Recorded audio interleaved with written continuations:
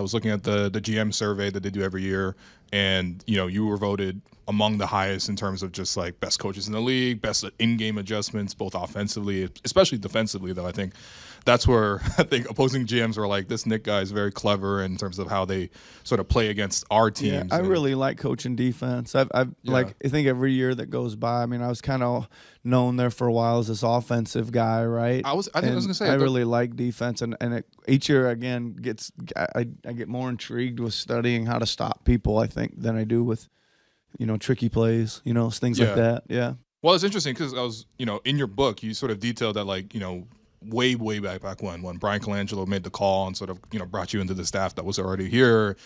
And the idea was sort of like, you show them the offensive shot spectrum. And back then, sort of like, that was still coming into the league of like threes are good, layups are good, corner threes are good, free throws are good, mid range less good, that kind of stuff. And I think that was sort of the reputation for a long time. But as we have seen since you become a head coach, like the Raptors are consistently great defensively, like top 5. Even last season, I think maybe at the end of the year, you guys finished top 10. But basically from January 1st onward, everyone got healthy.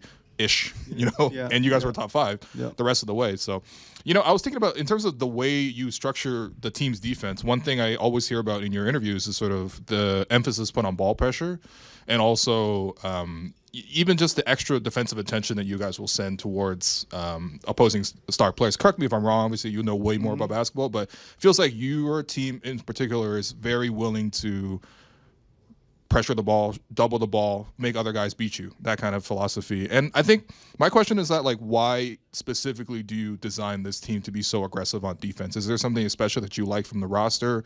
Or is that just sort of the only way you can really stop some of the best players in the league nowadays? I mean, I think that it's just what I believe in, right? Okay. I just believe that the ball needs to be pressured. If the ball's not pressured, then a lot of bad things can happen to you, right? And pressuring the ball can not only let a lot of good things happen for your defense, but it can cover up a lot of other bad stuff that's happening behind it. Right. So there's like, there's a lot to be gained from ball pressure. It's not easy to do. It's hard work. There's a lot of stuff going on. It certainly promotes a few other things when you're stretched out on the floor a little more sometimes. Got to really keep working on our technique and our keeping people in front from a technique and fundamental standpoint. And that usually grows throughout the year. Like right now, I would tell you I don't like our technique keeping the ball in front. But Okay, I know that'll yeah. I know that grows and that'll continue to get better and stuff like that. So it doesn't mean like we're gonna say, oh, well, let's back up and just give them a cushion and try to keep them in front and all this. So we refuse to do that. Like we just keep trying to teach the technique better. Well, I mean, how much of that is also in terms of playing defense to also spark your offense, right? Because Yeah, for sure. one thing you notice is just like you guys are always top 3 at minimum in terms of transition points, Yep. deflections, and it's something that happens a lot. I don't know how much you follow soccer at all, but it's like pressing in soccer is such a big thing, not only defensively to win the ball back, but to win the ball high up the field so you have a great scoring chance. Is that sort of like some of the inspiration here in terms of the way you guys play? I mean, yeah. I mean, listen. I think that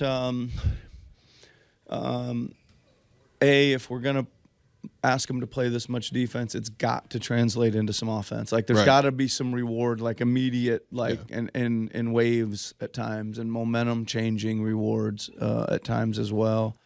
Again, I think it just it really goes back to we believe in it. We think it's the only real competitive way to play, right? Like aggressive, like we're coming at you, and that's just what we're gonna do.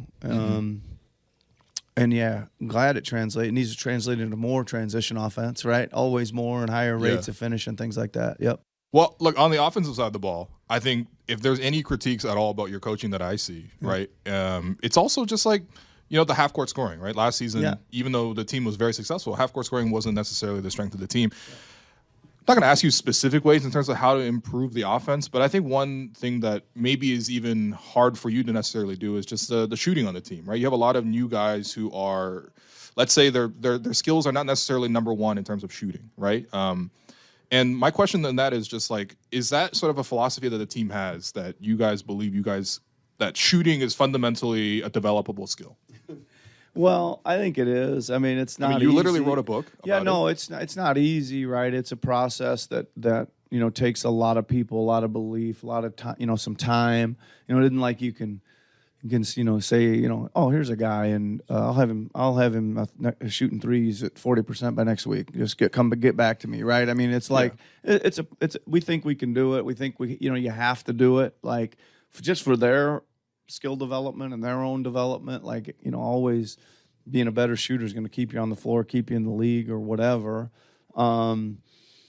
So that's one part of it. And yeah, I mean, listen, our roster isn't necessarily loaded with a whole bunch of guys that are just like dead eye shooters or marksmen from three. That's what they do. They're probably lean the other way, that they're long, athletic, and play hard, and it's up to us to try to figure it out from there.